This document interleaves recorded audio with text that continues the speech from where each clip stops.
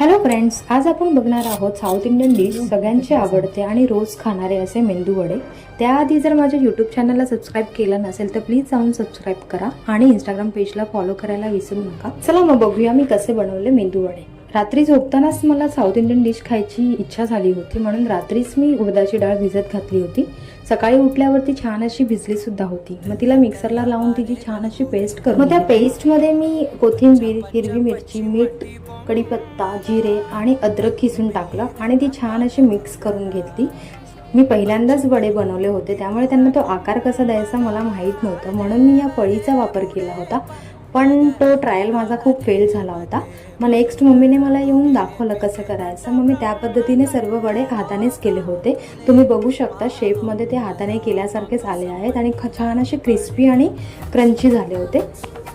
चला मग आपण भेटू पुढच्या व्हिडिओमध्ये। बाय।